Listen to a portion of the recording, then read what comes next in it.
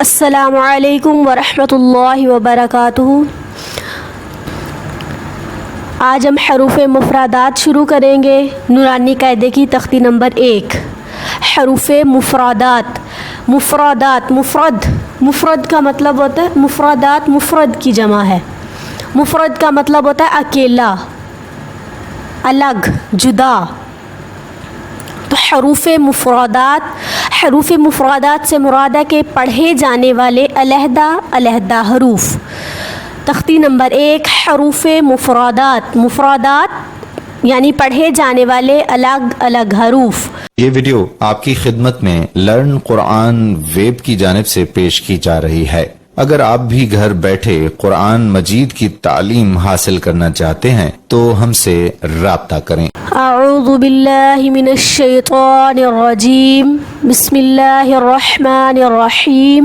یہاں پہ نظر آ رہا ہوگا کہ ہر ایک خانے میں، ایک باکس میں ایک حرف ہے، کسی ایک باکس میں 2 حرف نہیں ہیں۔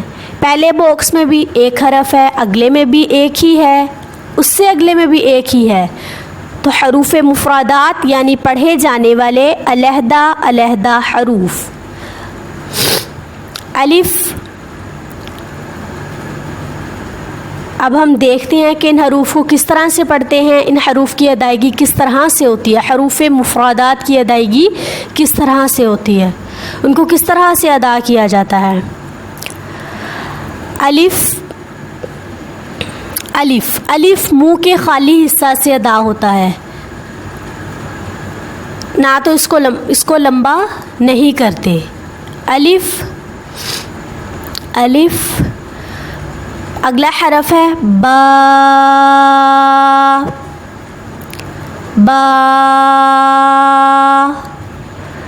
اب با کا کیا مخرج ہے، ہم نے دیکھنا ہے کہ با کو کیسے لمبا کرتے ہیں، با کو کتنا لمبا کرتے ہیں اور یہ کس طرح سے ادا ہوتا ہے۔ با، جب ہم اپنے دونوں ہونٹوں کو آپس میں ملائیں گے تو با ادا ہوگا۔ با دونوں ہونٹوں کو آپس میں ملانے سے ادا ہوتا ہے، با۔ اور با کو لمبا کتنا کرتے ہیں، با کو ہم 1 الف کے برابر لمبا کرتے ہیں۔ با دونوں ہونٹوں کو آپس میں ملانے سے ادا ہوتا ہے اور اس کو ہم 1 الف کے برابر لمبا کرتے ہیں، با۔ الف منہ کے خالی حصہ سے ادا ہوتا ہے، با دونوں ہونٹوں کو آپس میں ملانے سے ادا ہوتا ہے، با۔ اور با کو ہم 1 الف کے برابر لمبا کرتے ہیں، با۔ اگلا حرف ہے تا۔ اب تا کو کس طرح سے ادا کرتے ہیں اور اس کو کتنا لمبا کرتے ہیں۔ تا، جب زبان کی نوک اگلے سامنے والے 2 دانتوں کی جڑ سے لگے گی تو تا ادا ہوگا۔ زبان کی نوک، یہ جو سامنے ہلکی سی نکلی ہوتی ہے زبان کی، اسے کہتے ہیں نوک۔ اور جب یہ زبان کی نوک اوپر والے 2 دانتوں کی جڑ سے لگے گی، سامنے والے جو 2 دانت ہیں ان کی جڑ سے لگے گی تو تا ادا ہوگا، تا۔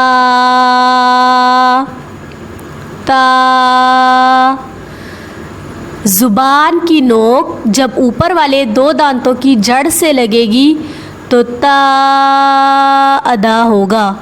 اور اب تا کو بھی ہم 1 الف کے برابر ہی لمبا کرتے ہیں، تا۔ با کو بھی ہم 1 الف کے برابر ہی لمبا کرتے ہیں اور تا کو بھی ہم 1 الف کے برابر ہی لمبا کرتے ہیں، تا۔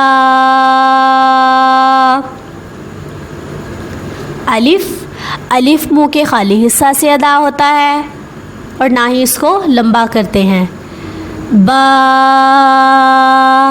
با جب ہم اپنے دونوں ہونٹوں کو آپس میں ملاتے ہیں تو با ادا ہوتا ہے اور اس کو ہم 1 الف کے برابر لمبا کرتے ہیں، با۔ تا، جب زبان کی نوک اوپر والے 2 دانتوں کی جڑ سے لگتی ہے تو تا ادا ہوتا ہے اور اس کو بھی ہم 1 الف کے برابر لمبا کرتے ہیں، تا۔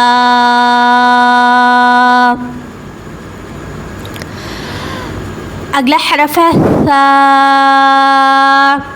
अब सा का मखरज क्या है और इसको किस तरह से पढ़ते हैं, इसको कितना लंबा करते हैं, अब हमने ये देखना है।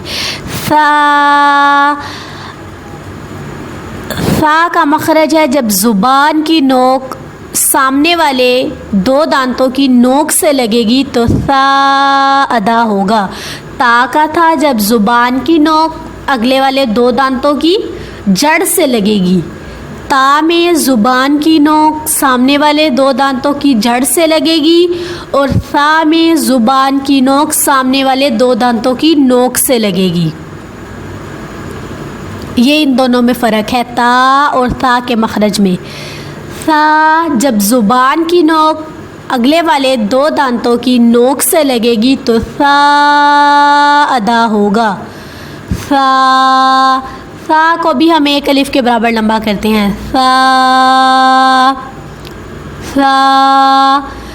ता और सा में फ़र्क है कि ता ज़ुबान की नोक अगले वाले दो दांतों की जड़ से लगेगी और सा में ज़ुबान की नोक अगले वाले दो दांतों की नोक से लगेगी और इन दोनों को ही एक एक अलिफ के बराबर लंबा करते हैं।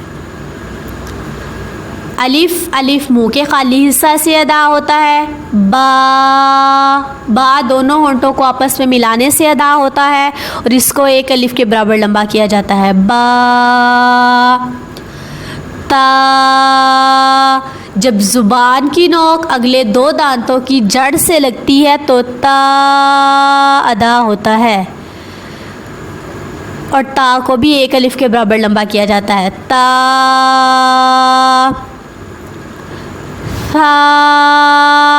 अब सा जब ज़ुबान की नोक ऊपर वाले दो दांतों की नोक से लगती है तो सा अदा होता है। सा को भी एक अलिफ के बराबर लंबा किया जाता है। सा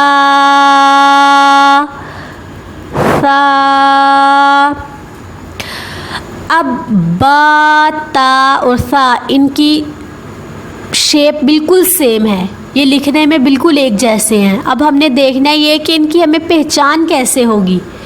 बा ता और सा में हमें इन तीनों की पहचान कैसे होगी, कैसे पता चलेगा कि बा कौन सा है, ता कौन सा है और सा कौन सा है। तो इसके लिए हमें इनके नुक्तों पे गौर करना पड़ेगा। जो बा है, बा के नीचे सिर्फ़ और सिर्फ एक नुक्ता होगा। बा के नीचे, ऊपर नहीं। इनकी शेप सेम है लेकिन बा के नीचे एक नुक्ता होगा। अगर इस तरह की शेप हो और उसके नीचे एक नुक्ता हो तो वो बा होगा, बा। और इसी तरह ता। अब ता के ऊपर दो नुक्ते होते हैं। अगर तो इस तरह की शेप है और उसके नीचे, अगर इस तरह की शेप है और उसके नीचे एक नुक्ता है तो ये बा है, और इसी तरह की शेप है और उसके ऊपर दो नुक्ते हैं तो ये ता है। इस तरह से आपको बा ता इनकी पहचान हो जाएगी कि इस तरह की शेप होगी और उसके नीचे एक नुक्ता होगा तो ये बा की पहचान है, और इसी तरह की शेप होगी और उसके ऊपर दो नुक्ते होंगे तो ये ता की पहचान है। और अब सा में भी शेप सेम है लेकिन अगर इसके ऊपर तीन नुक्ते होंगे तो वो सा होगा। बा के नीचे एक नुक्ता होगा, ता के ऊपर दो नुक्ते होंगे, सा के ऊपर तीन नुक्ते होंगे। अब इनकी शेप तो सेम है लेकिन हमें इनके नुक्तों से इनकी पहचान का पता चल जाएगा कि बा कौन सा है, ता कौन सा है और सा कौन सा है। अलिफ मुंह के खाली हिस्सा से अदा होता है। बा दोनों होंठों को आपस में मिलाने से अदा होता है और इसको एक अलिफ के बराबर लंबा करते हैं। बा ता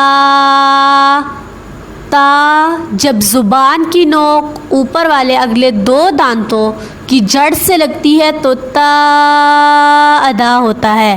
ता को भी एक अलिफ के बराबर लंबा किया जाता है। ता